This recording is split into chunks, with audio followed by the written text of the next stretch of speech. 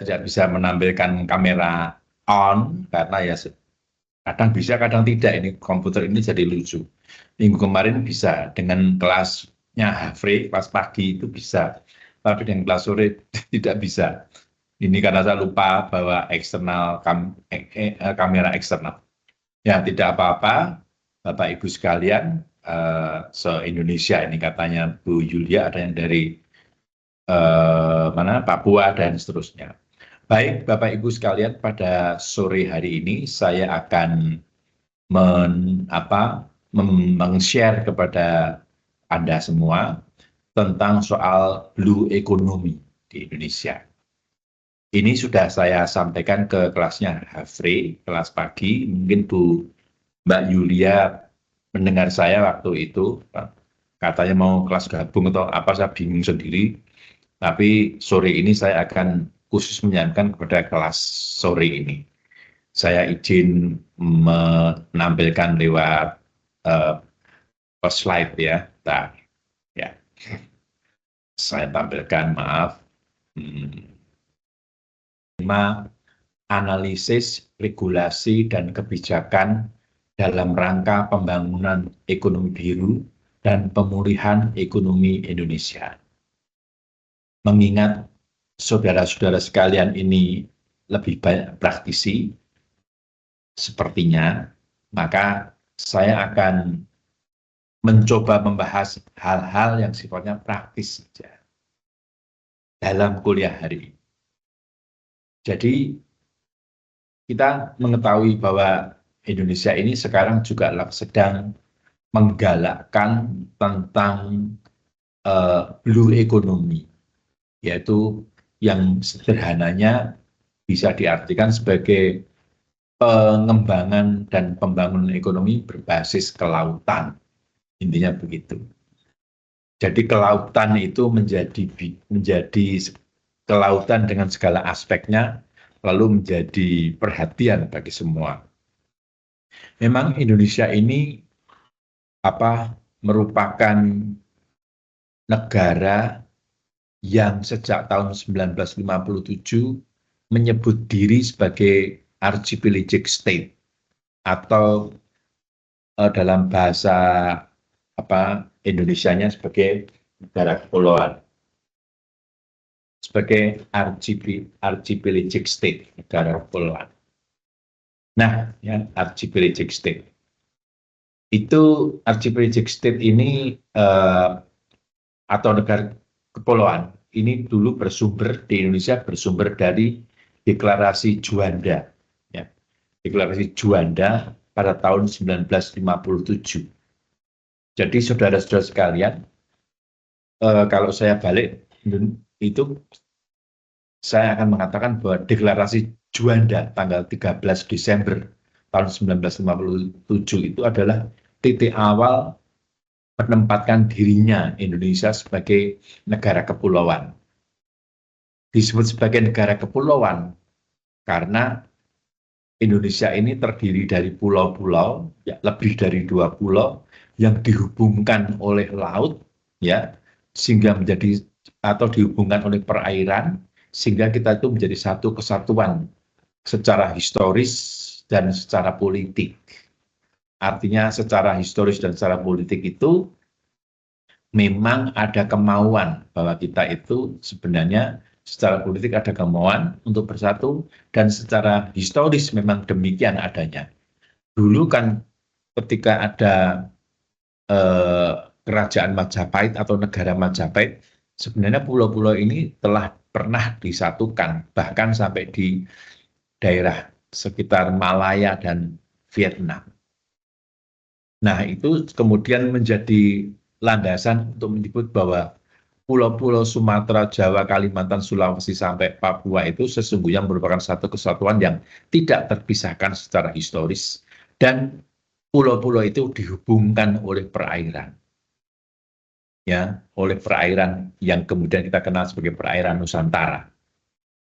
Dan dari situlah lahir konsep negara kepulauan atau archipelagic state. Jadi archipelagic state itu identik dengan negara dengan perairan yang luas.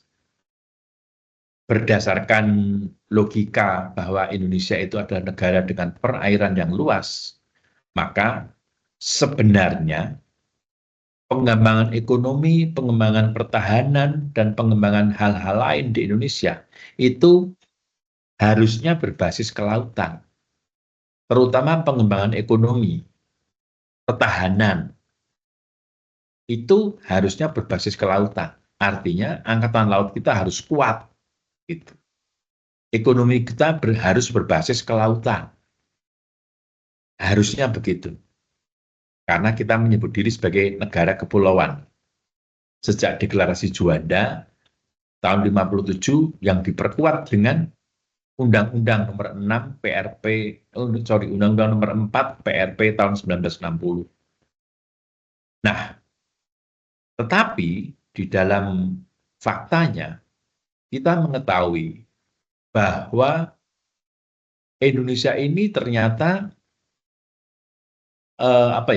lebih mengkulturkan diri sebagai negara agraris yang sifatnya backward ke darat. Jadi walaupun Indonesia ini sudah sejak tahun 57 menyebut diri sebagai negara kepulauan, yang notabene perairan itu harus menjadi perhatian utama. Tetapi sejak tahun 1967 sejak Orde Baru, kita lebih banyak mempromosikan diri sebagai negara pertanian yang sifatnya backward. Jadi pertanian di darat, ya, sawah-sawah itu yang dikembangkan, bukan pertanian di bidang perikanan. Jadi kita lebih ke darat. Maka masuklah kemudian kita tahu mesin-mesin tani itu masuk ke Indonesia. Nah, itulah makanya kemudian kultur budaya pikir kita sejak tahun 67 sampai hari ini itu lebih banyak ke darat. Kalau mahasiswa S1 ditanya, kamu mau kemana? Mahasiswa hukum ya, kamu mau apa? Pengen jadi lawyer. Kamu mau apa? Pengen jadi hakim. Kamu mau jadi apa? Anggota DPR. Kamu mau jadi apa? Pegawai bank. Tetapi tidak ada yang mempunyai cita-cita terkait dengan pengembangan perikanan dan pengembangan perairan Indonesia. Ini ada kultur berpikir akibat kita memproklamirkan diri sebagai negara agraris. Ya, jadi membentuk memframing pikiran-pikiran kita. Sehingga kemudian masalah laut menjadi terabaikan di dalam prakteknya. Laut menjadi terabaikan walaupun kita menyebut diri sebagai negara kepulauan. Laut itu baru menjadi perhatian kembali setelah ada pemerintahan Presiden Gus Dur. Itu baru ada dibentuk KKP, Kementerian Kelautan dan Perikanan. Sebelumnya tidak ada. Jadi Kementerian Kelautan dan Perikanan itu dibentuk pasca reformasi sebenarnya. Sebelumnya tidak ada perhatian untuk itu. Semua dikembangkan di darat. Pertahanan kita di laut menjadi kececeran, misalnya dalam konteks militer. Ya, karena memang kultur budaya pikir kita semua di darat. Nah, saya kembali ke situ lagi. KKP baru dibentuk sekitar tahun 2000 oleh Presiden Abdurrahman Wahid. Jadi kita sebenarnya agak terlambat dalam mengelola kembali laut itu agak terlambat waktunya. Tetapi walaupun demikian, kita tidak boleh kemudian menyesal. Lebih baik terlambat daripada tidak sama sekali. Untung ada Presiden Gus Dur yang masih mempunyai pikiran atau pemerintahannya masih mempunyai pikiran atau mengingatkan kembali kita ini negara kepulauan yang harus mengembangkan laut. Nah, berbasis itulah maka laut dan dikembangkan. Nah, sekarang di masa sekarang ini, in the recent years, kita mengetahui bahwa semakin tinggi kesulitan ekonomi dunia termasuk Indonesia, sehingga kemudian harus dicari alternatif pengembangan ekonomi baru yang antara lain bisa bersumber dari kelautan, dari sektor perairan. Dan kesadaran bahwa kini harus ada perhatian terhadap masalah-masalah terkait dengan perairan, itu bukan hanya di Indonesia, tetapi juga di konteks global. Oleh karena itulah pembangunan ekonomi berbasis kelautan itu atau berbasis perikan atau berbasis perairan itu juga dicanangkan oleh World Bank maupun OECD, organisasi-organisasi internasional yang bergerak di bidang pembangunan. Nah, saudara-saudara sekalian, kita akan mempertemukan antara kebijakan-kebijakan internasional itu dengan kebijakan nasional tentang pembangunan ekonomi berbasis kelautan yang kemudian terkenal dengan nama pembangunan ekonomi biru.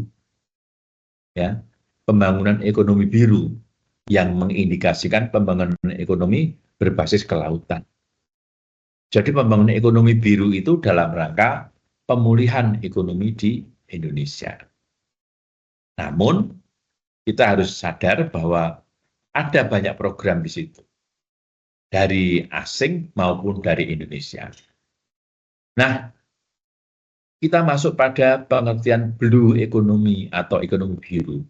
Tadi sudah saya sebutkan dan tentu Anda juga sudah tahu pasti bahwa dari kata-katanya blue economy itu tentu tersirat di dalamnya tentang ekonomi berbasis perairan. Jadi blue economy lalu dimaknai sebagai pemanfaatan sumber daya laut yang berwawasan lingkungan untuk mendukung pertumbuhan ekonomi dan kesejahteraan serta pelestarian ekosistem laut. Jadi blue economy dimaknai sebagai pemanfaatan sumber daya laut yang berwawasan lingkungan untuk mendukung pertumbuhan ekonomi dan kesejahteraan serta pelestarian ekosistem laut. Nah, pendefinisian ini bersumber dari Bank Dunia. Dari Bank Dunia. Satu lagi, blue economy atau konsep blue economy juga diperkenalkan oleh OECD. OECD itu singkat dari Organization for Economic Cooperation and Development. OECD, saya ambil dari ini ya. Organization for Economic Cooperation and Development. Jadi organisasi untuk kerjasama ekonomi dan pembangunan. Ini sebenarnya OECD ini bukan di bawah PBB, tetapi dibentuk oleh negara-negara barat yang katanya mau membantu pembangunan ekonomi di negara-negara berkembang. Anggota OECD itu negara-negara maju, tapi dia secara formal punya misi membantu pengembangan atau pembangunan di negara-negara berkembang. Mari kita lihat. Jadi blue economy itu pengertiannya diberikan oleh Bank Dunia maupun OECD. Nah, sekarang saudara-saudara sekalian, kita harus cukup jeli ya, karena Anda adalah mahasiswa di Magister Ilmu Lingkungan di bawah asuhan Bapak Hastomo, sehingga harus ada pemikiran yang cukup jeli. Nanti kita lihat cukup jelinya ada di mana. Jangan kemudian mengartikan pendapat Bank Dunia itu netral-netral saja atau OECD itu netral-netral saja. Karena kebijakan-kebijakan Bank Dunia maupun OECD itu sebenarnya bernuansa pasar bebas atau bernuansa kapitalistik. Itu ya yang harus Anda ingat. Kata-kata saya ini nanti ada hubungannya dengan uraian berikutnya. Nah, di uraian berikutnya ini saya menyampaikan bahwa sebenarnya terkait dengan blue economy atau pengembangan ekonomi berbasis kelautan, ekonomi biru, ini sudah menjadi juga bagian dari kebijakan politik ekonomi di Indonesia. Dan leading sektor untuk pengembangan kebijakan ekonomi biru itu sejak tahun 2021 ada di Bappenas sebenarnya. Badan Perancang Pembangunan Nasional, ya, Bappenas. Tetapi dalam rangka mengembangkan konsep ekonomi biru ini, Bappenas bekerja sama dengan OECD yang tadi saya sebut, Organization for Economic Cooperation and Development, yang anggota-anggotanya itu adalah negara-negara besar, negara-negara yang waktu itu kaya secara ekonomi. Amerika Serikat, Inggris, Perancis, Jerman, Kanada. Ini negara-negara anggota G7. OECD ini bermaksud membantu negara-negara berkembang. Nah, konsep blue economy dari OECD ini kemudian diadopsi oleh Bappenas dalam pengembangan blue economy di Indonesia. Jadi ada konsep Bappenas OECD ini lalu menerbitkan konsep Blue Economy Development Framework for Indonesia Economic Transformation. Jadi dari judul ini pun kita sudah tahu bahwa Bappenas bekerja sama dengan OECD, atau mungkin saya menyebutnya Bappenas mengadopsi konsep-konsep OECD dalam pengembangan Blue Economy di Indonesia. Tetapi sebenarnya, saudara-saudara sekalian, tadi saya menyebut, World Bank dan OECD itu bukan lembaga-lembaga dunia yang sifatnya netral, membantu tanpa pamrih. Itu tidak seperti itu. Bank Dunia, IMF, WTO, dan OECD ini sebenarnya adalah lembaga-lembaga yang memainkan peran dalam liberalisasi perdagangan dunia, dalam mengkapitalisasi dunia, ya, liberalisasi perdagangan dunia. Nah, hal itu tentu agak bertentangan dengan gagasan besar di Undang-Undang Dasar 45. Sebenarnya Undang-Undang Dasar 45 itu kan tidak mengenal tentang kapitalisme, kalau kita lihat. Namun memang di akhir-akhir perubahan keempat itu ada sedikit aroma kapitalistik. Mudah-mudahan Anda tahu yang saya maksud ini, walaupun Anda itu mungkin bukan orang hukum atau orang politik. Nah, sekarang kita lihat konsep ke Bappenas OECD ini, ya, di mana Bappenas bersama OECD menerbitkan ini, dokumen Blue Economy Development Framework for Indonesian Economic Transformation.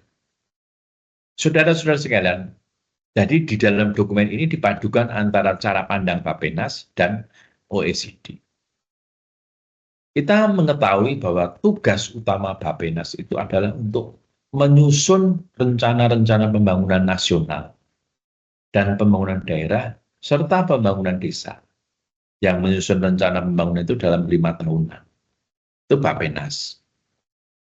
Tentu dalam pengembangan pembangunan, Bappenas pasti mengacu atau bertumpu pada Undang-Undang Dasar 1945. Ya, tumpuannya adalah Undang-Undang Dasar 45 yang sifatnya sebenarnya pada awalnya itu memang anti kapitalisme, anti liberalisme. Tidak ada persaingan di dalam ekonomi. Adanya adalah ekonomi itu harus ditanggung bersama. Ada ekonomi gotong royong.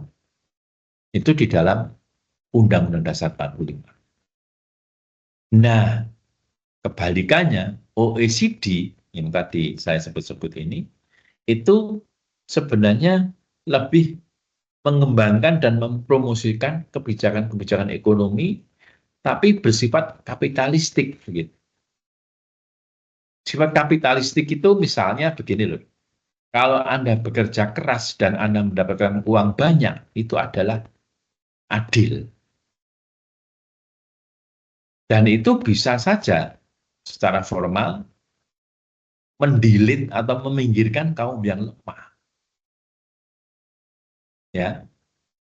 Tetapi dalam konteks Undang-Undang Dasar 1945 itu tidak dipakai prinsip kapitalistik, tidak memakai prinsip kalau kamu kerja keras kamu dapat uang banyak, tapi dipakai prinsip gotong royong.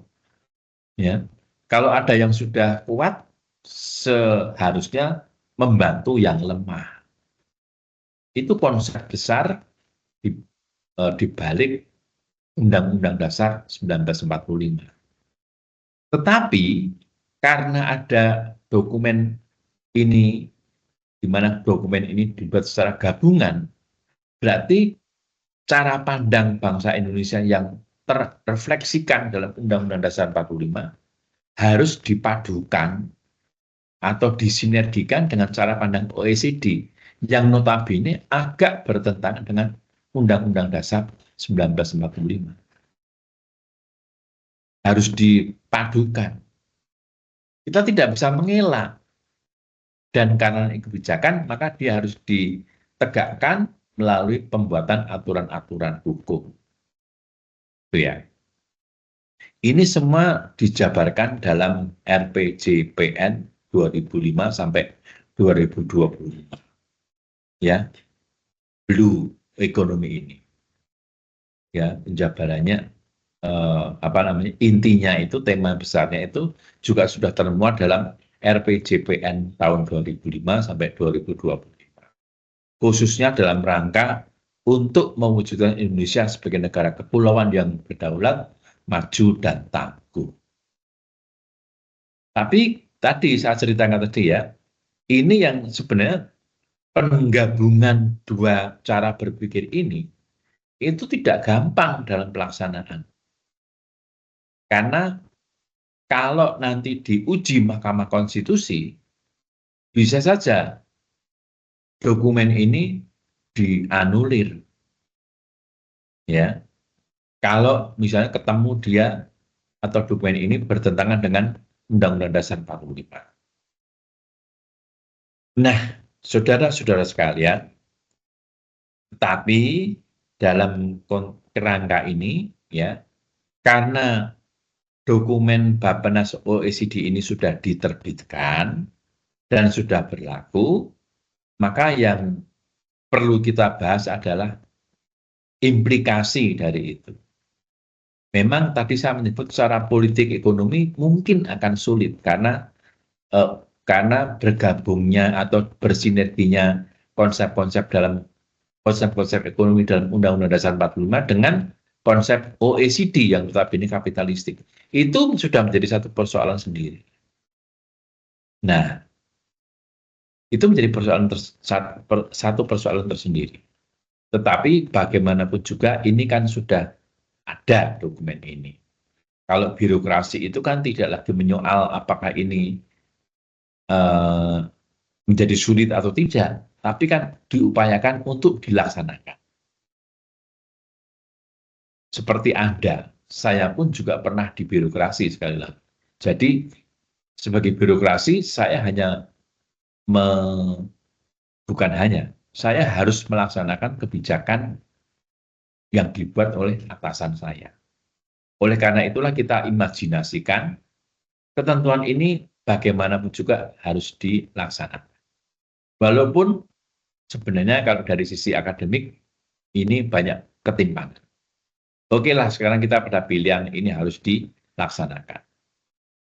Nah, berbasis kerangka kerja Blue Economy Bappenas OECD ini, ya, maka ada konsekuensi-konsekuensi, ya, di mana pengelolaan SDA dan ekosistem kelautan, karena ada dokumen itu, maka pengelolaan SDA dan ekosistem kelautan itu nanti diarahkan untuk mengatasi degradasi pesisir dan sumber daya alam.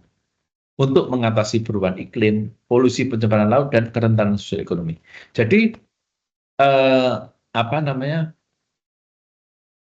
arah untuk melakukan arah untuk mengatasi degradasi pesisir dan sumber daya alam. Lalu ada kebijakan untuk mengatasi perubahan iklim, untuk mengatasi pencemaran laut, dan mengatasi kerentanan sosial ekonomi masyarakat. Ini merupakan implikasi atau luaran atau apa ya? Ya implikasi dari adanya kebijakan ini. Jadi kebijakan Bappenas OECD ini lalu harus ada tindak lanjutnya. Dan tindak lanjutnya itu apa yang harus dilakukan? Ini ya. Kita harus mengatasi, jadi ini jabaran lah intinya. Mengatasi degradasi SDA, perubahan iklim, polusi pencemaran laut, dan kerentanan sosial ekonomi masyarakat pesisir.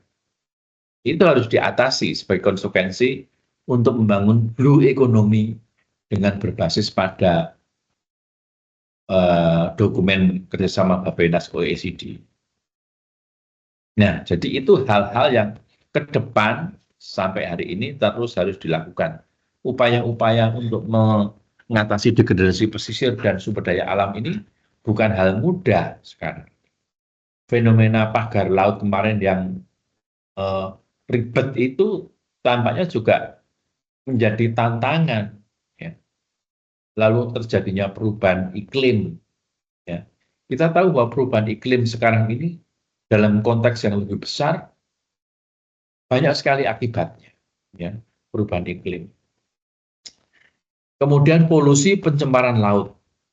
Itu banyak kejadian polusi pencemaran laut itu dilakukan oleh korporasi milik negara maupun korporasi di luar negara. Pencemaran laut. Ya. Dan biasanya pencemaran laut itu fatal. Saya pernah menjadi saksi ahli untuk peristiwa pencemaran laut yang terjadi akibat pecahnya pipa minyak di bawah laut gitu ya. Jadi ada pipa bawah laut, pipa minyak gitu milik Pertamina yang kemudian ketiban jangkar, lalu kemudian karena pecah lalu memuncarkan minyak sehingga terjadi pencemaran laut besar-besaran di sekitar Balikpapan. Kalau tidak salah itu tahun 2020 atau 2022. Nah, kemudian peristiwa itu mungkin bukan hanya terjadi di kasus Pertamina versus KLH saja waktu itu, tapi mungkin banyak terjadi juga. Dan polusi pencemaran laut itu bukan hanya karena minyak saja, tapi juga hal-hal lain. Pasti Anda tahu lah, saya tidak usah bercerita panjang lebar tentang ini. Tapi bahwa keempat hal ini adalah konsekuensi ya tindakan yang harus dilakukan atau diatasi dari adanya kesepakatan blue economy ya antara OECD dengan Bappenas. Nah, saudara-saudara sekalian, ya pembangunan ekonomi biru lalu juga tadi konsep besar dari Bappenas OECD ini juga menimbulkan implikasi berikutnya secara lebih konkret. Dari empat ini, kemudian ada tindakan-tindakan konkret, ya, misalnya dari untuk mengatasi degradasi pesisir dan SDA, lalu harus dilakukan penanganan limbah dan ekonomi sirkular, pengembangan industri berbasis kelautan, pembangunan energi berkelanjutan. Ini juga sekali lagi bukan hal-hal mudah, ya. Bukan hal-hal mudah karena kultur kita itu belum ke situ, ya, belum mengarah banget ke situ, ya. Nah,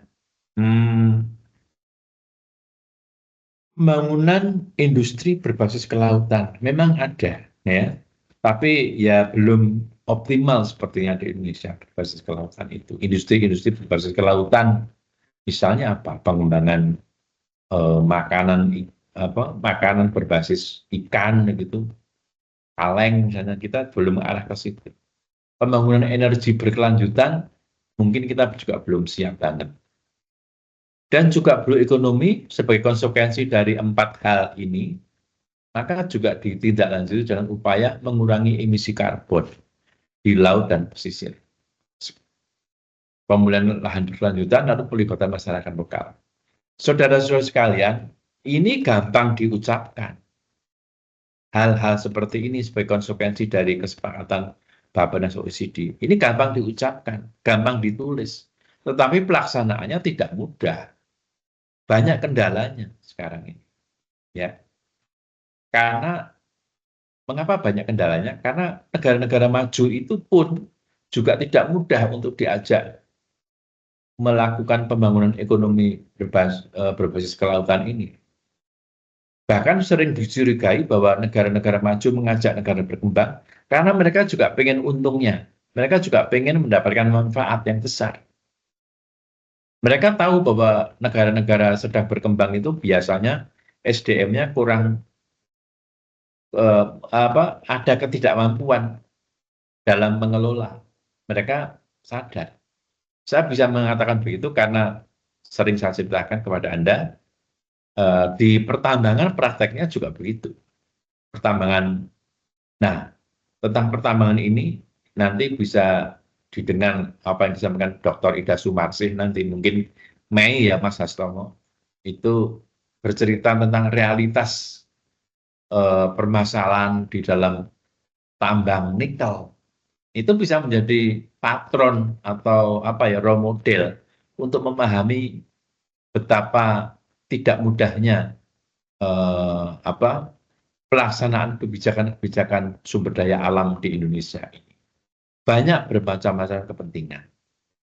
Jadi walaupun ini saya tulis dan memang harus begitu, harus saya tulis logika seperti ini, tetapi tentu harus disadari pula bahwa ini juga tidak mudah dilakukan. Pelibatan masyarakat lokal kadang-kadang juga menjadi sulit dalam pelaksanaan. Memang amanahnya Blue Economy Development itu harus juga harus melibatkan masyarakat lokal. Tapi sering kemudian masyarakat lokal itu tidak mendapatkan manfaat yang cukup dari pelaksanaan kebijakan Blue Economy ini. Tidak mendapatkan manfaat yang cukup. Mereka sering hanya dipakai sebagai tenaga-tenaga kasar. Mereka juga sering mendapatkan ketidakadilan, dalam arti ada yang tidak seimbang itu. Karena biasa dalam konteks ekonomi dalam konteks pengembangan ekonomi termasuk blue economy, kadang-kadang aspek kemanfaatan itu lebih ditekankan daripada aspek keadilan. Hukum itu kan harus mengandung aspek keadilan, kemanfaatan, dan kepastian. Ya, keadilan, kemanfaatan, dan kepastian itu adalah nilai-nilai dasar hukum. Jadi ketika hukum itu ditegakkan atau kebijakan hukum itu harus ditegakkan, maka 3 nilai itu harus bisa diseimbangkan. Itu ajarannya. Tetapi prakteknya sering tidak bisa. Sering terjadi ketegangan antara aspek keadilan, aspek kemanfaatan, dan kepastian. Artinya, kadang-kadang hukum itu lebih mengutamakan kemanfaatan ketimbang keadilannya. Dalam satu sisi, atau dalam satu kesempatan. Di kesempatan lain, hukum bisa mengutamakan keadilan. Di kesempatan yang lain pula, hukum bisa mengutamakan kepastian. Itu ya.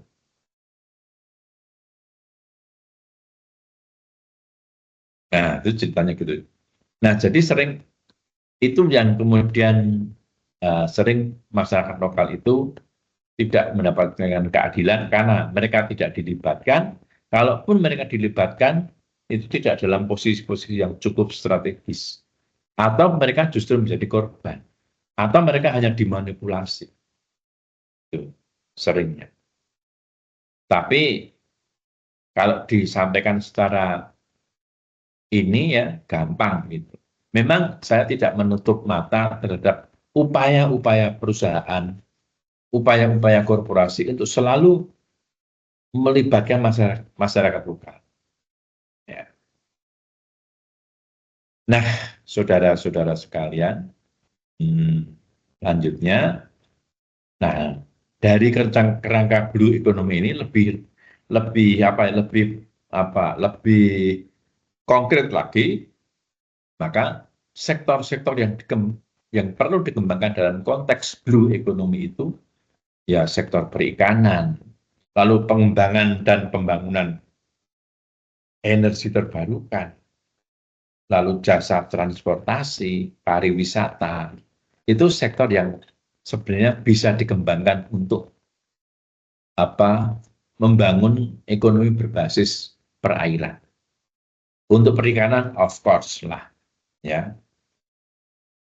Perikanan itu selalu pengembangan perikanan selalu diharapkan dapat membantu mensejahterakan rakyat kita.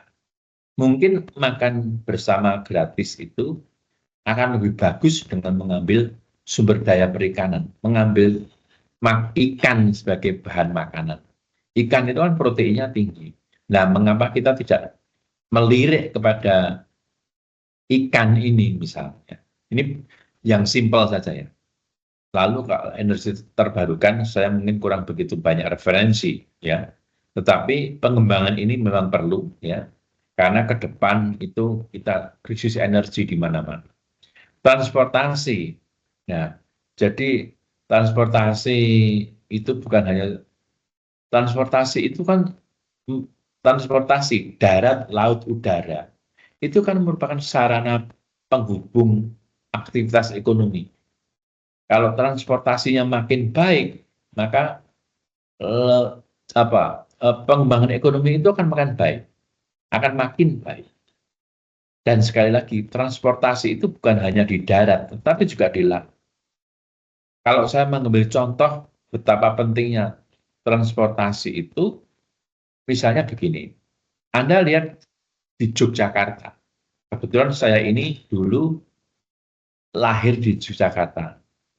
Dan sampai sekarang saya sering main di Yogyakarta. Yogyakarta, jadi saya bisa membandingkan dulu dan sekarang. Di masa lalu,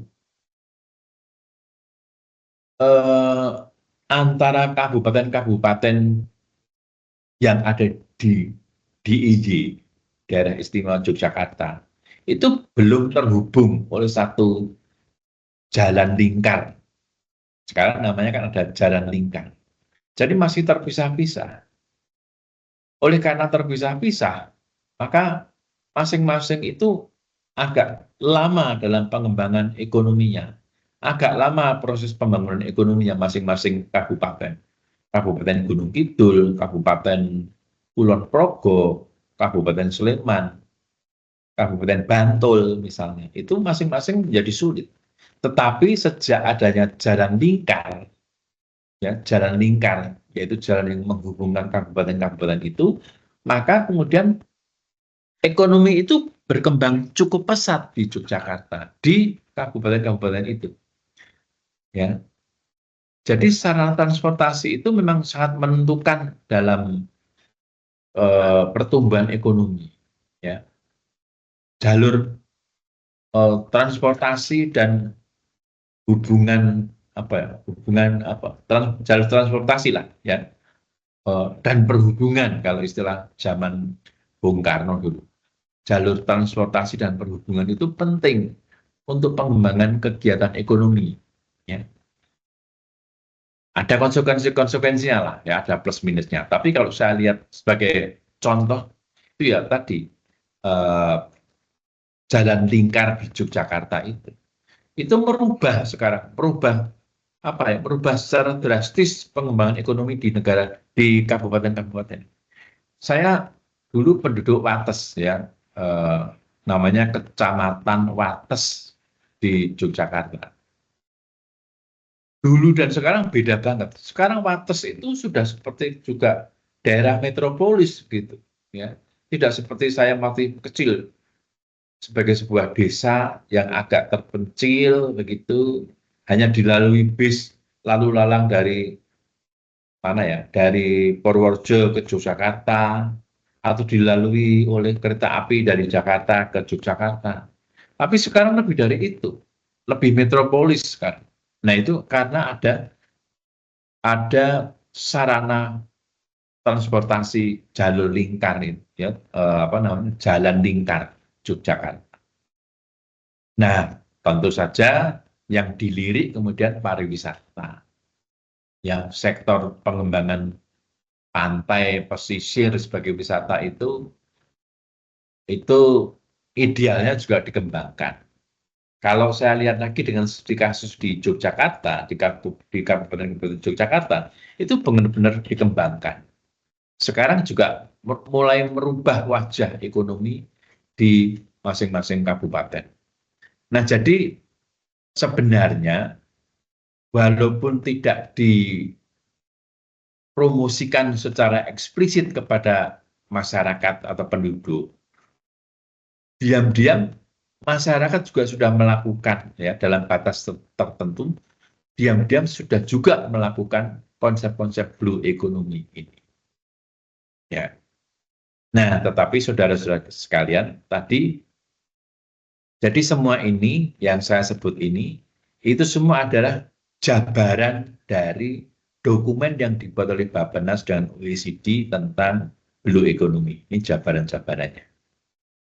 Dari 4 ini dijabarkan dalam ini, ya, dalam slide ini, dan kemudian lebih konkret lagi jadi pengembangan sektor-sektor ini. Tetapi, saudara-saudara sekalian, pembangunan ekonomi berbasis blue economy ini bukan barang yang mudah. Karena banyak juga tantangan-tantangan dari sisi kebijakan hukum atau politik hukumnya. Politik hukum itu artinya kebijakan hukum, ya, bukan politik dan hukum, tapi kebijakan hukum itu namanya politik hukum. Tantangannya ya kembali pada soal perbedaan gagasan atau perbedaan konsep besarnya. Undang-Undang Dasar 45 dan OECD itu berbeda. Saya tadi cerita, OECD ini adalah lembaga yang memang diperuntukkan bagi pengembangan perdagangan bebas yang lebih bersifat kapitalistik, bersifat persaingan. Jadi modelnya itu kompetensi, ya, model kompetensi.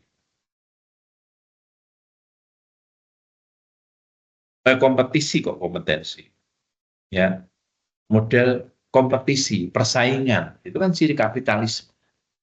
Nah, kemudian pengembangan ekonomi itu atau apa ya, pilar ekonominya itu tergantung dari pasar. Harga barang itu ditentukan oleh pasar.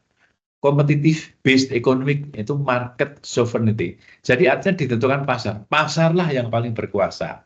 Contoh sederhananya, kita di Indonesia ini ada mobil yang diproduksi oleh perusahaan yang sama, Astra Daihatsu Motor, ADM, di Jepang. Jadi Astra Daihatsu Motor ini adalah satu perusahaan besar sekarang. Jadi itu hasil apa namanya, mixing gitu ya, hasil mixing antara Astra dengan Daihatsu. Mereka mempunyai satu perusahaan sendiri, gabungan ini, yang kalau di Indonesia melahirkan mobil-mobil Avanza dan Xenia. Anda tahu harga, Avanza dan Xenia, Avanza itu Toyota, Xenia itu ada di Daihatsu. Barangnya sama, mesinnya sama, tetapi harganya beda. Harganya lebih mahal Toyota. Kenapa kok bisa demikian? Karena permintaannya tinggi. Permintaan pasar terhadap Toyota itu tinggi, sehingga harganya tinggi dibanding dengan Daihatsu, padahal barangnya sama. Itulah yang disebut competitive based economy berbasis kedaulatan pasar. Jadi pasar yang menentukan, bukan negara. Karena kalau ekonomi ekonomi komunis itu negara yang menentukan harga. Nah, jadi ini konsep OECD itu seperti itu.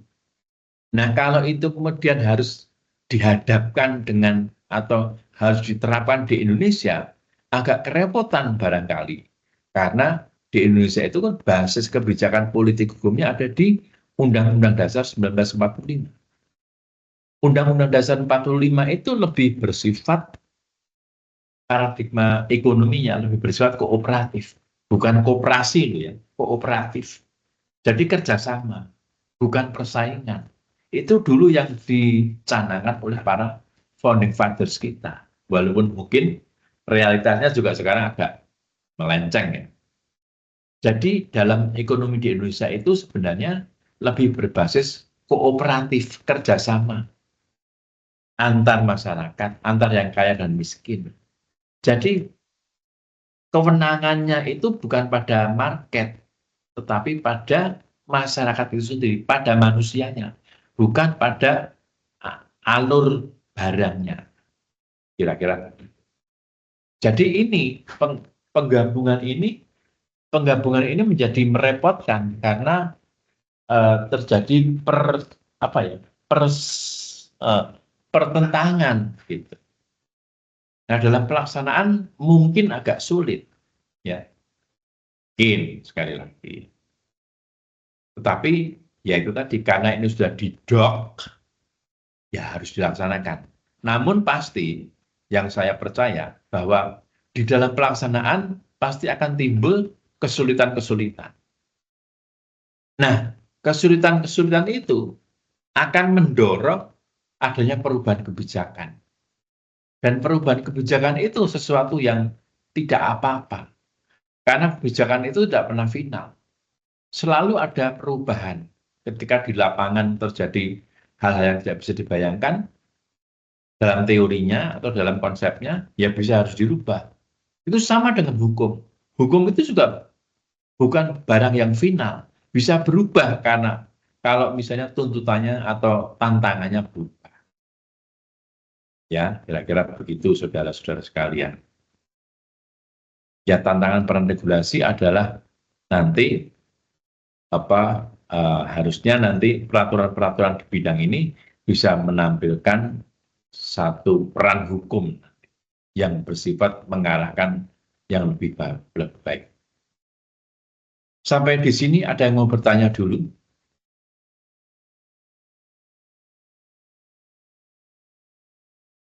Kalau tidak ada, ini karena juga mau persiapan nanti malam,